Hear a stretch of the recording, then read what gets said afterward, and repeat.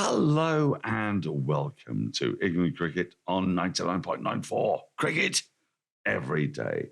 I'm Daniel Norcross. This is Rory Dollard. We are England Cricket on 99.94. It's your new home for England Cricket content.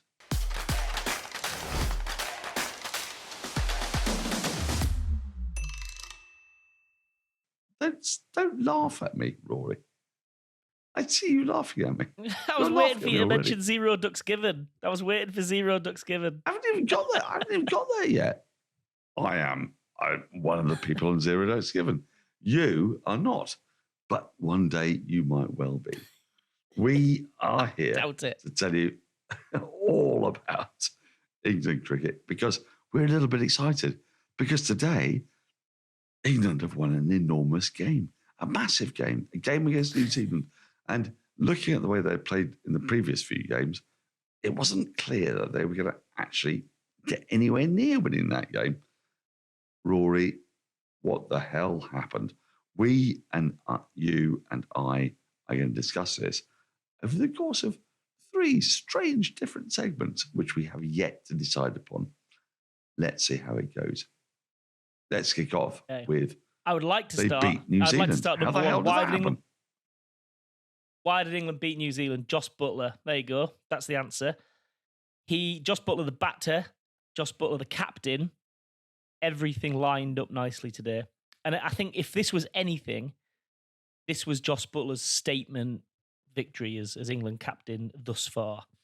He turned up as an opening bat, first of all. And that's always going to be the most important thing he can do for this team because he is, I don't know, he's light years ahead of the game when he's in the mood and in the moment.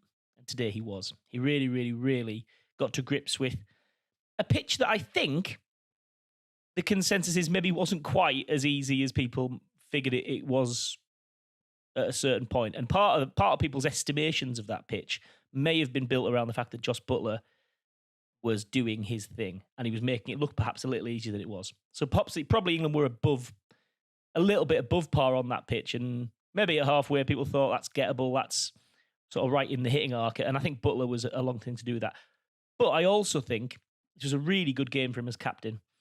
He stuck with his team, he stuck with his 11, didn't make any changes, he held the course, which is, it'll buy him a bit of credit in the dressing room, I think that, certainly for those who played.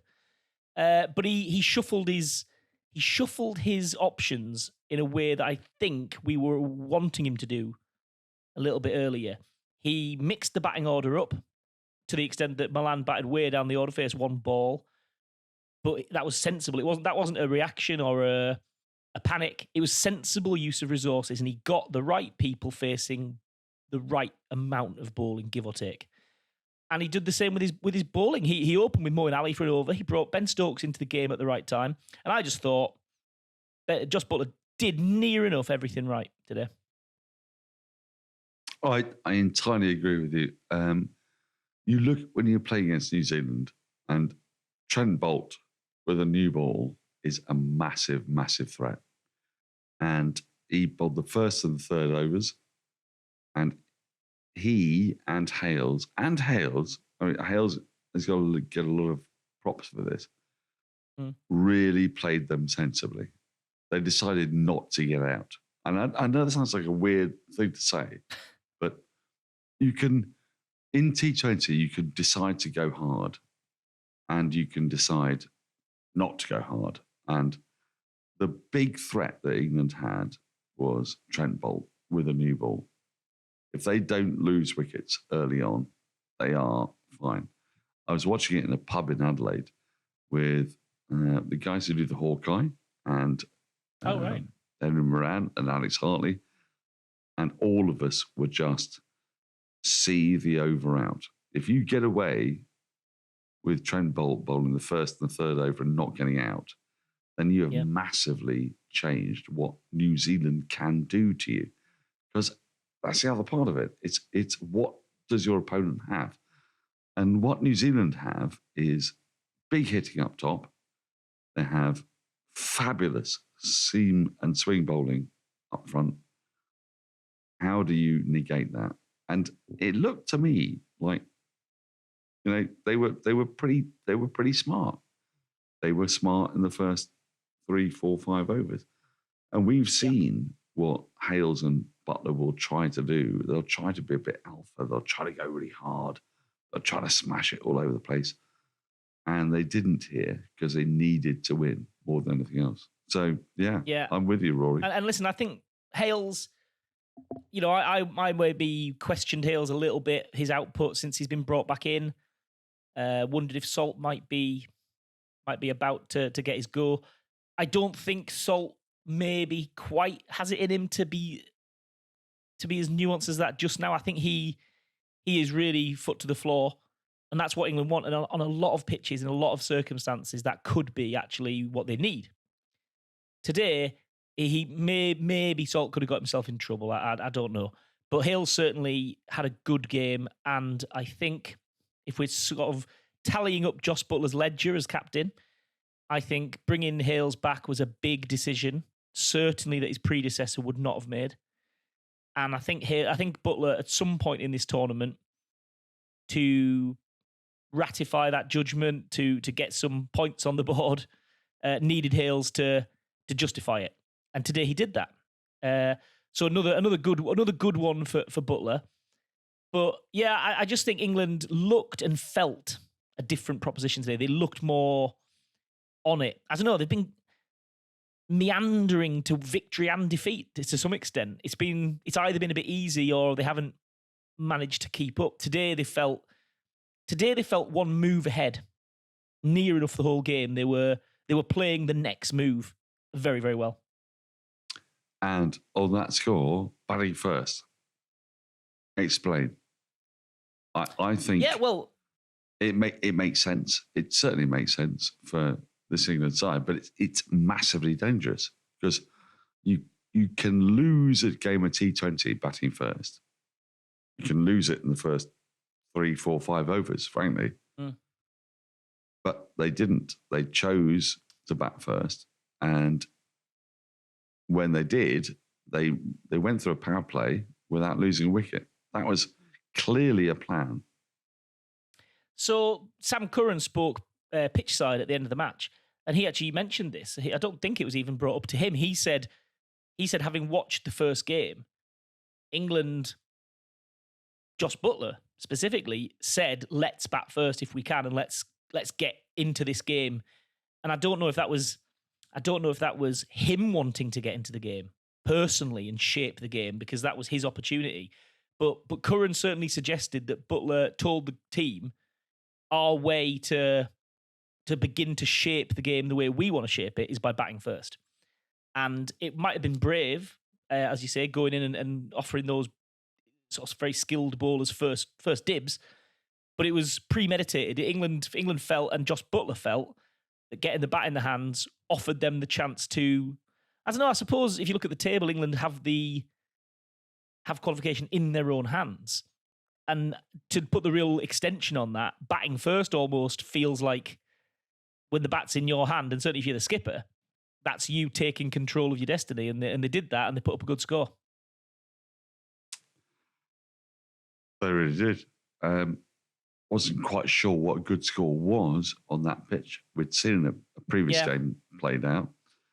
Was it 190? Was it 200? Was it 180? I don't know. I think England possibly left 10 or 15 runs out there. But at the same time, they were playing against an incredibly good team. It's our time to have a break. After that, we're going to talk about what England really thinks they're doing as a T20 side. How are they going about winning matches? You're listening to Cricket's Conversation on 99.94. Whatever your team, we have the show for you on podcast, YouTube, or on the 99.94 app. We have India, England, South Africa, West Indies, and now Sri Lanka covered. If you want to find us, the best way is to follow us on social media at 9994DM by downloading the 9994 app or Google 99.94 on podcast. We speak cricket. So, Rory, welcome back. Hello. I starting to get an idea of what England think that they're doing. And it is it's quite nuanced, I'd say. Today, against New Zealand, Stokes did not bowl 4 overs. Moeen Ali bowled in the power play. Like, dimensions of a cricket field make an enormous difference. Of course they do.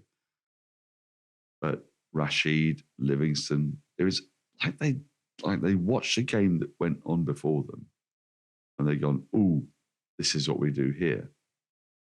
Now, is that what's happening here? Are England just essentially looking at the circumstances around them, or have they worked them all out in advance? I'm not quite sure. You know, it felt a little bit like, to me, that I was watching the game after the game. And England have got a great number of opportunities here. They got Livingston, they got Moeen, they got Rashid to bowl spin. They got a variety of seam bowlers. They didn't use Stokes like they have done. Stokes has bowled 4 overs in the past. Here, they went for an entirely different approach, which looked flexible, I think. Well, I think that's the key, actually. I think if you ask what did England do in this game, I think they lent in to their strength of the team they've picked, which is options and different routes to get to the same end point. And that means that they have a very, very flexible batting order if they so choose to use it. They haven't done. Maybe we think they didn't do that against Ireland.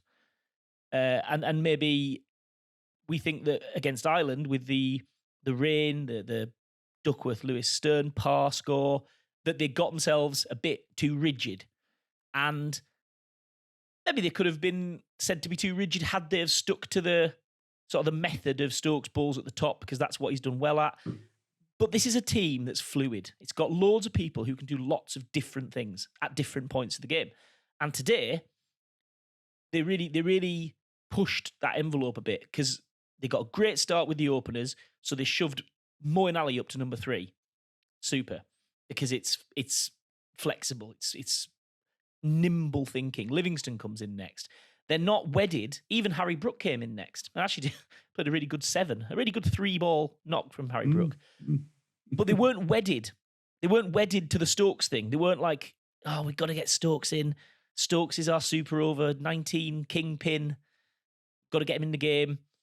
And they held him with the ball, Stokes, as well. They decided they were going to have a little dart at Moeen first up. And that probably caught New Zealand by surprise, didn't it? The way that Moeen's been used recently, it didn't look an awful lot like Moeen was going to take first ball. So Buttler just shuffled his pack in a quite surprising way, I think, that left him lots of ways to round out the game.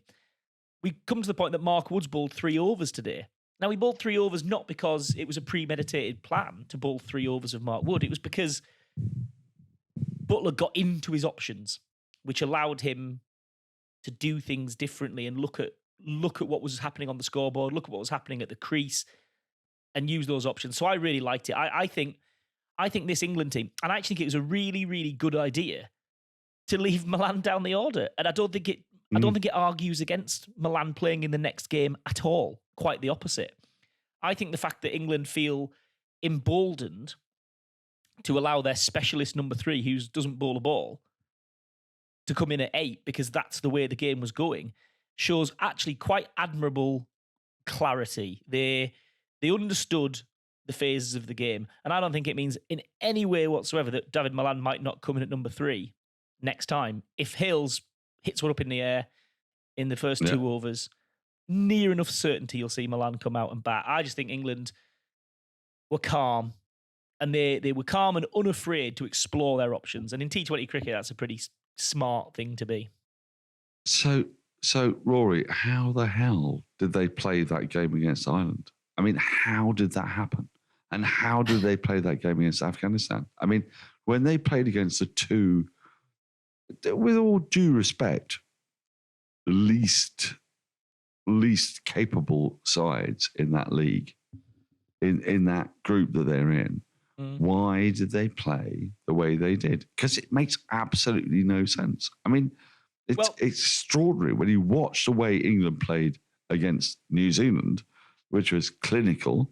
It was, I think, fantastic. Actually, they opened their batting in a way that was, we need to deal with Bolt. Bolt is a big issue. We cannot let him get us out. Buttler played him extremely carefully, but well, actively, but carefully. They found themselves having got rid of the big threats. They didn't really go super hard, but they then, whenever they lost a wicket, brought in the next big hitter. And yet, in the first two games, they'd done the exact opposite. So, what's happened here? I mean, is this a revelation that's occurred or what? I think it's an unbuttoning. Does that make sense? They're still early. They're still early. I mean, it's a weird word, unbuttoning. That is a weird word, if you don't mind me saying so. I'm just working on my thesis, England Unbuttoned. It's a sequel to Liz Truss's Britannia Unchained. That's what it is. But it's a chronicle of England's T20 revolution. No, I think they are in early days under Buttler and Mott, and they got a little. I don't know. They picked their best 11 and they picked their plans, and they got maybe a little bit too stuck in them. And I think they've let out the top button. I think they just let it hang a bit. And they've got, don't you do it though. That's going to have increasingly poorer results. But well, you say listen, that. I think they started bad. They started slowly in this tournament, and if we could say at the very least that they've learned and that they're using what they've got a little bit better, then I don't know. What are they, 3 games away from winning a World Cup? I don't know. Looks more positive than it did. 3-4 days ago. Do you know, we're going to try and work out where they are in relation to this World Cup, because it isn't as easy as everyone says. Yes, they've beaten New Zealand. Yes, they've won another game. They've lost a game. Let's find out what it is that they really need to do. It's time for our second break. And after that, we're going to be talking about exactly how the hell do England make it through to the T20 semi-finals. If you love the language of cricket and want more, then head over to the 99.94 app and you can hear all of our podcasts and cricket commentary. We're adding new shows all the time and covering cricket series from all over the world. Be the first to hear all of our announcements by following us on social media at 9994DM. Welcome to Cricket's Conversation. Welcome back. It's not as easy as everyone may say, right? So England have won. Yes, they won well. They won with 20 runs. They got a decent net run rate. They're plus 0.3. Australia minus 0.4. England have got to play against Sri Lanka. I beg your pardon, Sri Lanka. Sri Lanka are a decent side. I mean, they're a weird side. And we'll discuss this in great length in a moment. Australia play against Afghanistan, and with no disrespect to it, Afghanistan, they could be absolutely marmalised here. So, and Rashid Khan is a doubt, isn't he? He is a doubt. Which makes life pretty awkward for them. Correct. So England know what they need to do, because Australia play against Afghanistan and England play against Sri Lanka in the last game. So they will know. They will know how it goes. Do we think, from watching the way England play, that they are flexible enough to know what they need to do? And I asked that question because I wasn't quite sure at the start of the tournament, actually. I felt there was a little bit of, well, we know better than everyone else. We know what we're going to do. Right now, you've got to be on it. You've got to be absolutely aware. And if they are, do you feel, looking at how England are right now, Rory, that they will be able to deal with circumstance? Australia will beat Afghanistan. They will do that. Yeah. Yeah, listen, I think maybe you're right. Maybe they didn't quite get to the headspace they needed to be in that Afghanistan game, and they didn't maybe realise it for the opportunity it was to put a bit of clear water in the group. I don't think that's a problem this time because it's a basic equation. You know, they're really fortunate that they're playing 24 hours after Australia. They're going to have, not only will they know the equation, they're not even playing 2 hours after, which sometimes, you know, you might play the same day as someone and, you know, they've got a night to sit on it and sleep on it. They'll be drilled into high heaven about what they need to do and when the tipping point is where the game will get away from them in terms of run rate as well as points. So I don't think there's any drama there at all. And I think how they've approached this game today against New Zealand leans in that direction, that they were nimble and a bit fleet-footed and ready to move with the moment. So I think it's really good. What I do think is, on a purely sporting level, and I'm not talking about TV companies and sort of broadcast rights, on a purely sporting level, the idea that you wrap up a group at the same time, like they do in football World Cups, you know, they stagger those games out up until the last round of matches when it's all settled. And they say, listen, nobody gets the advantage to know who's scoring and who's not scoring and goal difference. And they make sure those games kick off at the same time. And I think on a very, very sporting level, that's it's not quite a level playing field that England get 24 hours to sit on it. What I think is, with the advantage in net run rate, which is actually a little bit bigger than even, I think, you know, it's bigger than it looks even when neither have a super, super tight game potentially.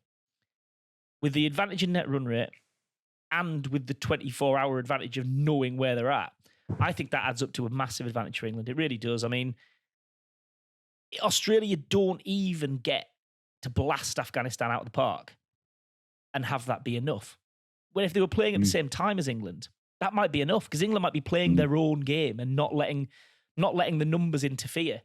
So for Australia, they could overturn that net run rate by blasting Afghanistan out of the park. They don't even get to do that. They can blast them out of the park and just leave England with an equation. So I would be cautiously, quietly optimistic that the cards have shaken up in England's favour. And I suppose if they don't get it right, they have to wear it on the chin and say that actually the fixture list was handy for them. The net run rate fell in their favour. They got out of the Australia game when they weren't in a great place with a rain off. I think the Mother Cricket, who has a hand in all things, is nudging England to the last four. She just wants them to take the last step, I think. Well, look, you know, there is one last chance for decency to hold out, which is if Ireland beat New Zealand. If that occurs, you know, then that changes everything. And England and Australia go through. Because this tournament needs Australia. It needs Australia to be in that Final Four. And the really big likelihood is that they're not going to be there. I mean, and sitting here, watching this, being in Australia right now, I can't tell you how staggeringly uninterested Australians are by the T20 World Cup, you know? Yeah. The thing that really makes me very excited that they need Australia. They need India. Yeah. If India is there, it's massive. But there's every single chance whether you're going to look at South Africa, India, England, and New Zealand. And those are three absolutely pointless countries, plus India. Jesus Christ. Playing the semi-finals. I don't know. Let the cards fall where they will. I don't think that we should be barracking for Australia's qualification just so a few more guys give a damn down the pub. But if they're not interested, fine, let's take the title off them. Couldn't care less. Yeah. Well, you might be right. Hey, what about where Silverwood? it looks like we're going. I know we mentioned it already, but I do think we should give just another run the flag up just for a second to say that Chris Silverwood has it in his hands to piss all over England's chips in the World Cup, which I'm not saying it's likely. I'm not saying it's going to happen. I'm saying if it does happen, it would be spectacularly England. Spectacularly. It's the same year he got sacked. We're still in the same year. It feels like it's been about a decade this year. But we're still in 22. So Chris Silverwood could end it. He starts the year getting sacked by England, ends the year knocking them out of the World Cup. It seems feasible, doesn't it? And it really could, actually. I mean, look at the way England are, and look at the way Sri Lanka are. It could happen. It's a T20 World Cup. We are nearly at the end point. We finally have an idea of what needs to be done from one game to the next. Where are you, Rory? What are the semi-finals? What is the outcome? What do you think? Well, I think England and New Zealand qualify, and I think your mates are ended up watching the American football down the boozer, and the whole thing goes on against a backdrop of grotesque indifference, as far as I can tell. And gosh, South Africa are giving themselves an absolutely majestic, and this is a conversation for them to have, for Neil Manthorpe and Lungardi to have on their podcast, but they are giving themselves a majestic chance to choke. Because they've just got themselves in an unlikely scenario that people are fancying them. And if nobody was fancying them, it wouldn't matter, and it wouldn't even qualify as a choke. But they're doing so nicely that they're really throwing it up there. So good luck to them with that. They are the best. They are the best. Or honestly, Rory, they're the best team I've seen. You know, they're absolutely the best team I've seen. That's exactly how it has to be laid out, doesn't it? If they don't win the World Cup, it'll be because they do what they do. I know. So where's my money? And it will be joyful if they do that in the final. Who knows?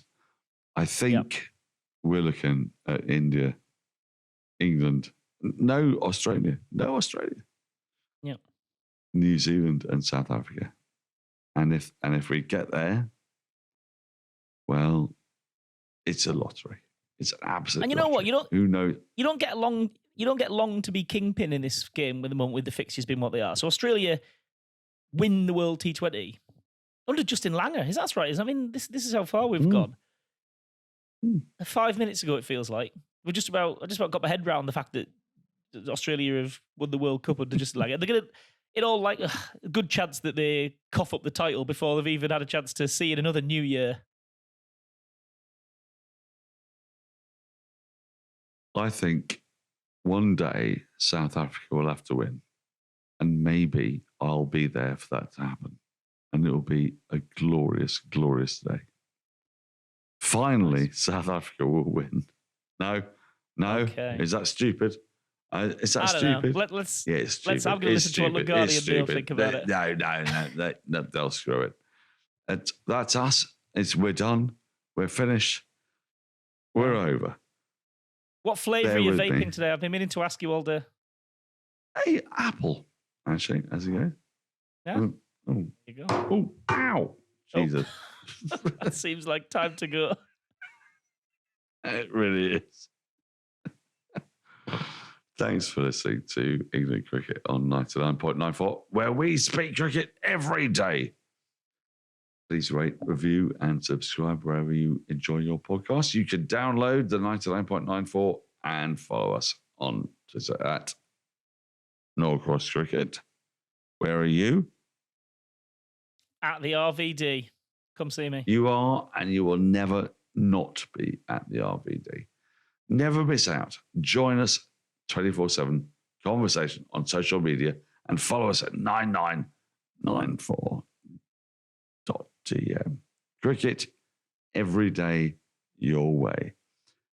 Until the next time, good grief, who knows where this competition is going? I have a strong feeling that South Africa are finally going to win. Who knows where this outro is going? Never mind the competition. I don't know. But I think South Africa are going to win. South Africa finally have to win something, Rory.